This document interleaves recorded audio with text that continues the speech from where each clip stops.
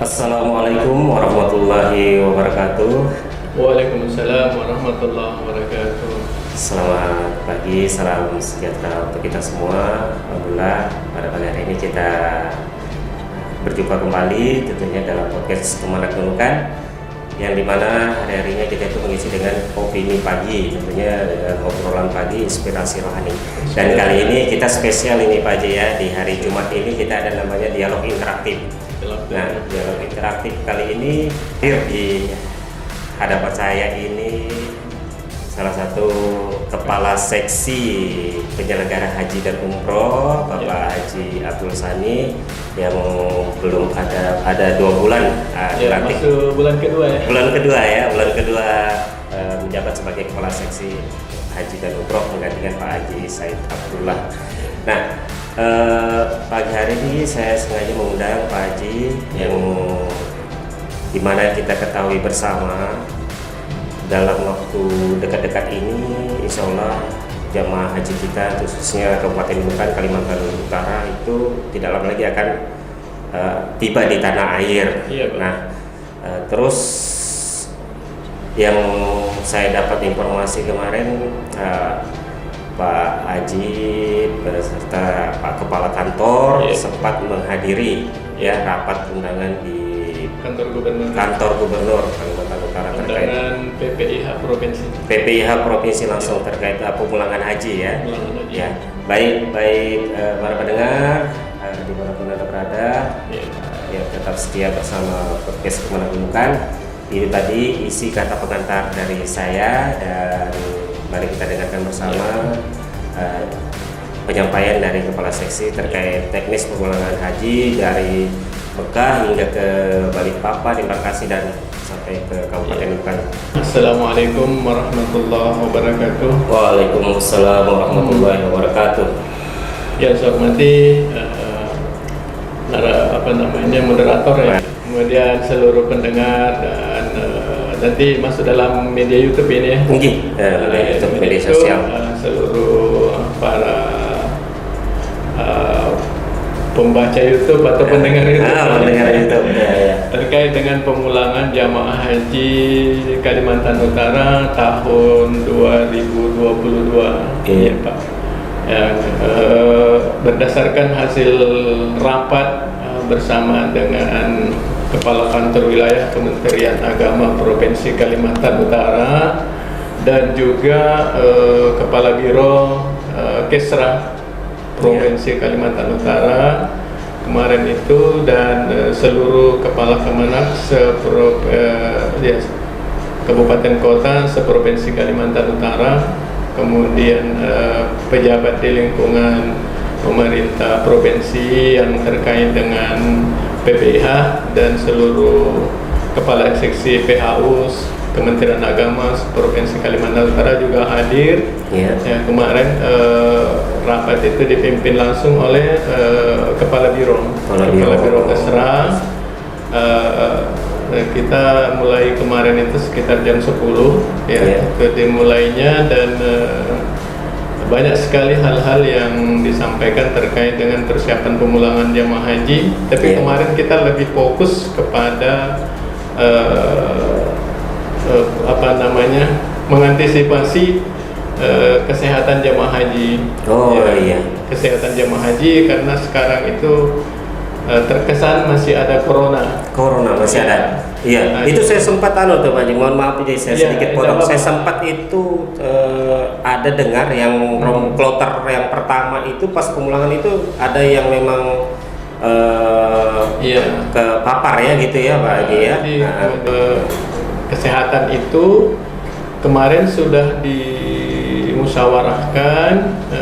Kami juga sampaikan bahwa ada kemungkinan terpapar karena jamaah haji kita itu dari Madinah ke Jeddah itu ditempuh kurang lebih 8 jam, dan pasti dalam perjalanan itu sangat lelah sekali.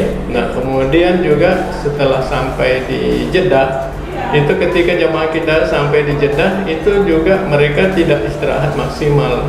Nah, kemudian hanya beberapa saat di situ, sekitar taruhlah 1 malam, pasti mereka tidak istirahat lebih banyak, kemudian naik pesawat lagi.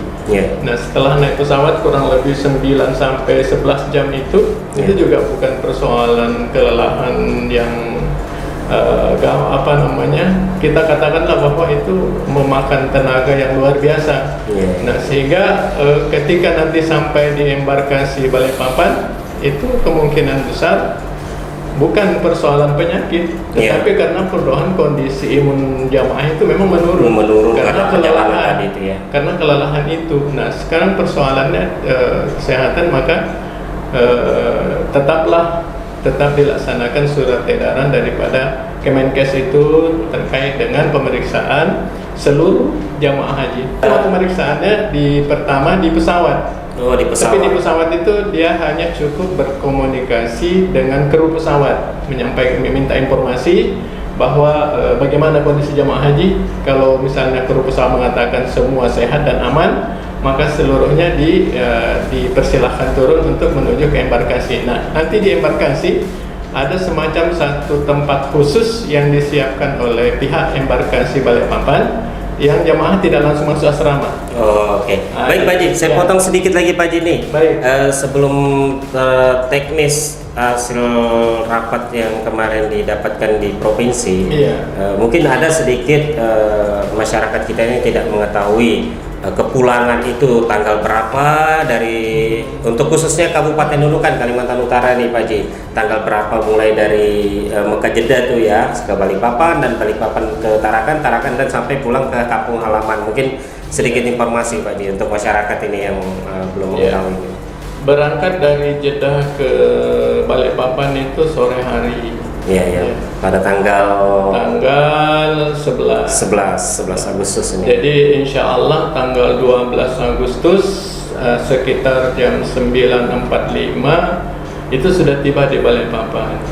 Nah, selama sampai di Balikpapan seperti tadi, pemeriksaan kesehatan dan sebagainya, dibuatkan tenda di luar, kemudian diperiksa satu-satu kesehatannya, kemudian masuk asrama. Tentu ini prosesnya sangat panjang sekali dan mungkin tidak bisa dalam waktu 1-2 jam, mesti 3-4-5 jam itu pemeriksaannya, sehingga tidak memungkinkan kita langsung pulang ke daerah masing-masing, sehingga jemaah harus bermalam di embarkasi Balikpapan itu satu malam. Besok harinya pada tanggal 13 Agustus jemaah itu sekitar jam 8 sudah berada di bandara dan terbang ke daerah masing-masing. Khusus wilayah Kabupaten Nunukan itu sekitar jam 8 itu sudah ada di pesawat dan diperkirakan sampai di Nunukan sekitar jam 10.30. Di Tarakan. Nah, terus Tarakan ini kan kita jemaah haji kita nih di Kabupaten Nunukan ini Pak Haji kan ada kalau nggak salah ada 2, baik itu yang di Sebatik dan di Nunukan. Itu bagaimana tuh Pak Haji? Jadi sesuai dengan rapat di PPH Kabupaten sebelum ke Tarakan ke Tanjung Selor kemarin sudah diputuskan oleh PPH Kabupaten Nunukan, itu dipimpin langsung oleh asisten 2 kemarin bersama dengan PPH yang lainnya. Dan kita semua juga telah mendengarkan bahwa setelah sampai di Tarakan itu jamaah kita terbagi, yang ke Nunukan langsung ke Nunukan, yang ke Sebatik langsung ke Sebatik. Jadi terpisah supaya tidak lagi Sebatik itu bekerja 2 kali. Jadi dia langsung, kalau di sini kan harus naik lagi, kemudian ada speed lagi dan sebagainya, terlalu panjang, sehingga kesepakatan dari pihak PPIH dengan travel itu sudah diputuskan bahwa Nunukan menggunakan speed Nunukan sendiri, kemudian Sebatik menggunakan speed Sebatik sendiri yang dikoordinir oleh travel An-Nur. Dan begitu. Dan insya Allah sampai di Nunukan sekitar 16.30, sekitar jam 4:30. Ya, begitu juga yang di Sebatik diperkirakan seperti itu. Bagaimana teknis penjemputannya kalau untuk di kabupaten sendiri Pak? Apakah ada pengamanan yang ketat atau bagaimana? Karena pastinya kita sudah tahu informasi mulai dari di Jeddah sampai di Balikpapan itu ketat juga terkait cek kesehatannya. Apakah setelah sudah sampai di daerah masing-masing langsung dipertemukan sama keluarga yang menjemput, boleh menjemput di pelabuhan atau bagaimana Pak? Nanti pasti ada pagar betis kayaknya. Ada ya. Yang diurus itu sebenarnya bukan jamaah, tetapi keluarga jamaah. Keluarga jamaah ya. Karena jamaah itu biasa satu orang jamaah itu jumlah penjemputnya 3 mobil. Wow. Biasanya gitu. Iya, Jadi iya. makanya pagar betis nanti diberikan izin hanya mobil untuk masuk di PLBL itu sejumlah dengan jamaah haji. Jadi misalnya jamaah haji Nunukan itu ada 23 orang, maka mobil yang bisa masuk hanya 23 mobil. Oh, gitu. Dan di mobil itu sudah dipasangkan label masing-masing rombongan jamaah haji, dan di label itu tertulis gambar dan nama jamaah haji sudah tertulis di situ. Iya, iya. Dan isi mobil itu hanya satu, sopir aja. Jadi pihak keluarga bagaimana nih? Keluarga tidak boleh masuk.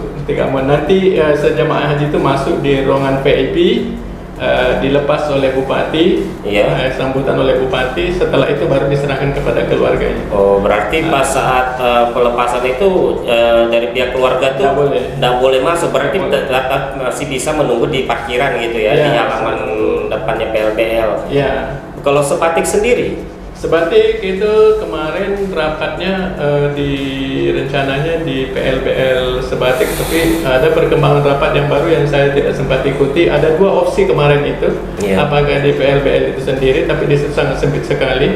Saya kira itu agak sulit, tapi saya belum tahu perkembangan seperti apa. Yang kedua, alternatif kedua ada di Masjid Nurul Huda. Di situ nanti berkumpul. Tapi walaupun misalnya nanti pelepasan secara atau penerimaan secara singkat di PLBL Sebatik itu di jembatan, kenaikan speed itu, tetapi tetap untuk penjemputan keluarga itu adanya di Masjid Nurul Huda. oh iya. Gitu. Oke, kita kembali lagi tadi terkait kesehatan jamaah Pak tadi di Iya. Balikpapan itu. Seandainya, tapi kita tidak kita tidak berharap ada kejadian yang kita tidak inginkan. Seandainya ada salah satu dari jamaah itu yang memang positif atau memang ada yang gejala-gejala yang kita tidak harapkan, itu bagaimana teknis itu? Apakah dia bertahan atau tetap dilanjutkan? Bagaimana?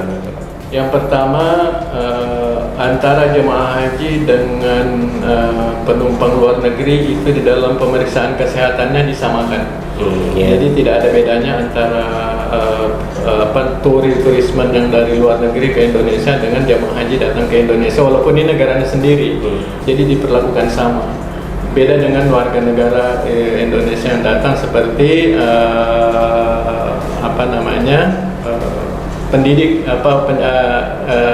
siswa, Iya. siswa dan mahasiswa. Kalau siswa dan mahasiswa itu ketika dia terpapar, maka semua biaya ditanggung oleh negara. Iya. Nah, sementara jemaah haji ini seluruh biaya nanti kalau seandainya, tapi pertama kita berharap 100% aman karena Amin, sampai hari amin, ini insyaallah, semoga. informasi dari petugas dari Madinah sekarang karena sedang melaksanakan arba'in itu alhamdulillah 100% sehat. Alhamdulillah. Dan itu sampai ke daerah masing-masing sehat. Nah, itu kalaupun terjadi misalnya ada yang terpapar dan sebagainya, yang pertama yang dijamin oleh embarkasi hanya pemondokan. Nah, konsumsinya dijamin oleh yang mereka, kemudian biayanya dan sebagainya semua mereka dan sebagainya.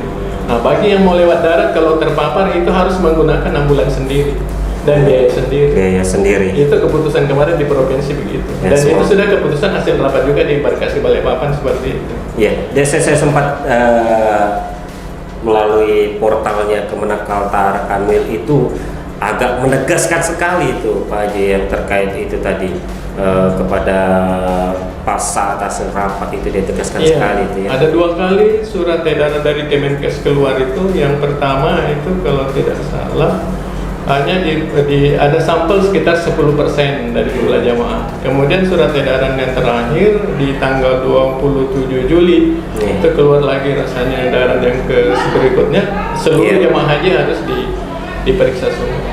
Iya. Jadi itulah dia tadi sedikit gambaran dan hasil ya keputusan yang didapat dari SPHU kita ini pas saat melaksanakan rapat PBK provinsi ya Pak Haji ya. Oke, closing statement kita nih Pak Haji.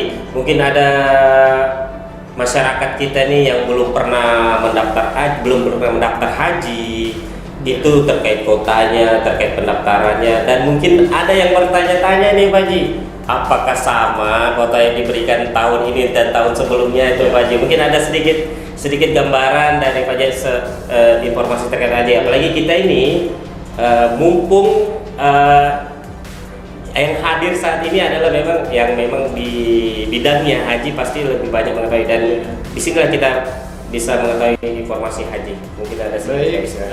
Yang pertama, kita berharap semua jamaah haji kita sehat 100% sampai ke keluarganya masing-masing. Amin, amin. Kemudian yang kedua terkait dengan pendaftaran peserta calon haji, terus saja mendaftar, nggak ada masalah karena setiap tahun ada perubahan dan perubahan, terus ada perubahan. Nah makanya di dalam perubahan itu setiap tahunnya selalu ada. Tahun ini kan yang berangkat haji 46% dari kuota yang sebenarnya, jadi ada 54% yang tidak berangkat. Nah kalau tahun depan misalnya berangkat 100% atau mungkin ada tambahan, itu tidak menutup kemungkinan. Ya. Nah kemudian terkait dengan persoalan penyakit itu kan kita harus positive thinking bahwa sakit itu bukan dibuat oleh manusia, tetapi penyakit itu semata-mata adalah dari Allah, dan manusia memang punya ikhtiar, tetap harus menjaga kesehatan. Nah, jadi kita selalu niat tulus ikhlas mendaftar sebagai calon jemaah haji. Persoalan kebijakan-kebijakan itu ada pada pemerintah negara Republik Indonesia dan pemerintah Arab Saudi. Nah, jadi pemerintah Arab Saudi juga memberikan pelayanan yang terbaik kepada seluruh jemaah haji di dunia ini. Apalagi Indonesia ini kalau mau bisa dikatakan yang terbesar kontribusinya ya Pak. Seluruh Indonesia adalah jemaah haji terbesar ya. Jadi memberikan kontribusi yang sangat besar kepada Arab Saudi. Bayangkan itu kalau sekian ratus ribu atau jutaan jemaah haji itu yang datang ke Arab Saudi berbelanja, bagaimana perputaran ekonomi di Arab Saudi dalam satu hari itu berapa triliun misalnya kan gitu, yang berputar di seluruh Indonesia, seluruh dunia. Apalagi sekarang ini saya lihat melalui channel-channel YouTube dan pemberitaan TV itu yang untuk jamaah haji tahun ini kayaknya fasilitasnya lebih maksimal gitu ya. Kita berharap begitu terus. Nanti kan memang selalu diadakan peningkatan pelayanan, peningkatan perlindungan, peningkatan menu makanan, peningkatan pemondokan, dan semuanya itu kita berharap selalu. Saya lihat itu pas saat mau ke Arafah apa itu Pak Haji?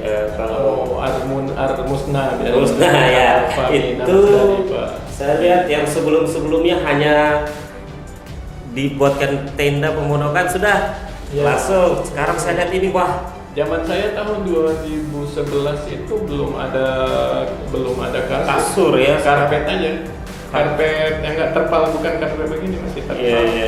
Ya kita tidur di atas karpet itu. Sekarang sudah pakai kasur. Di Arafah itu kasur sama bantalnya, enak sekali. Kalau kita dulu ya nggak begitu, pakai bantal itu adalah tas tentengan itu. Ya kalau sekarang pakai bantal udah dijamin banget ya, luar biasa.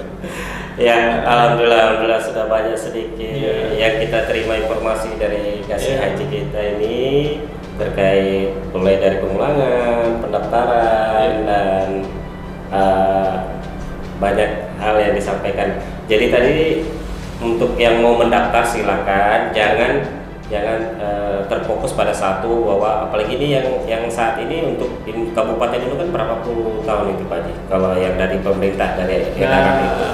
Yang jelas kita hampir sekitar 4.000-an sudah sekarang yang listnya yang mendaftar sekitar 4.000-an. Tapi yang kepada masyarakat terus aja karena setiap ada perubahan. Tidak mungkin dia turun. Bisa jadi membludak kayak tahun 2000. Kalau misalnya Arab Saudi membuka besar-besaran, kalau semua fasilitas di Masjidil Haram itu sudah semua ready dan semua sudah siap, bisa saja pemerintah Raja Arab Saudi itu membuka kuota sebesar-besarnya. Dan kita berharap juga pandemi ini cepat berlalu. Pasti kita semua berharap seperti itu.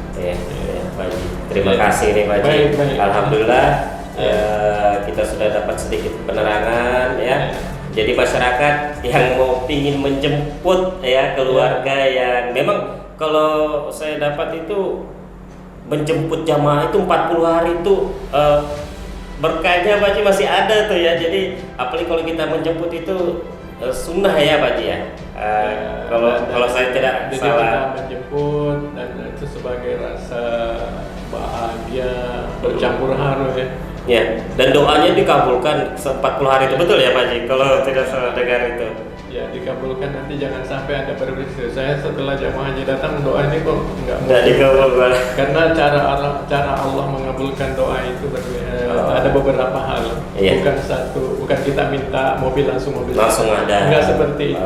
Pasti ada ya. Ada cara-cara Allah sendiri di dalam mengabulkan doa seorang hamba. Iya.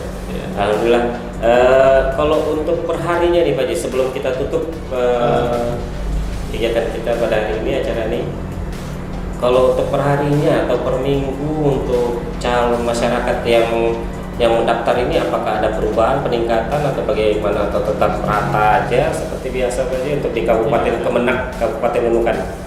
Kalau kita mau memprediksi perharinya sepertinya agak sulit, tapi nanti kita bikin per bulannya. Per bulan. Ya, ini saya belum membuat lagi, masih karena baru 1 bulan kemarin untuk bulan pertama ini. Nanti saya melihat perbandingan di bulan kedua.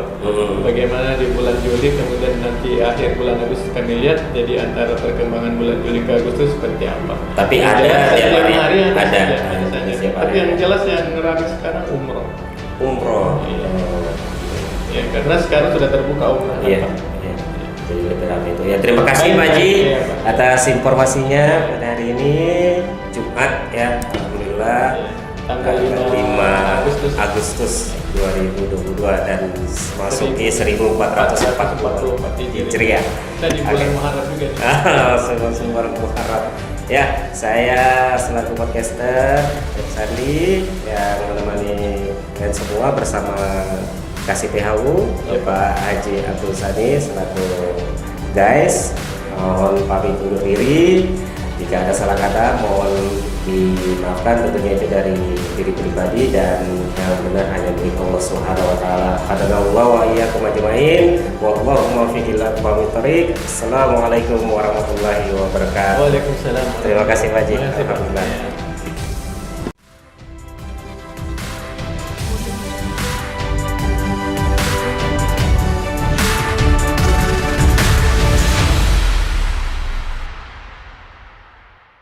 Audio Jungle.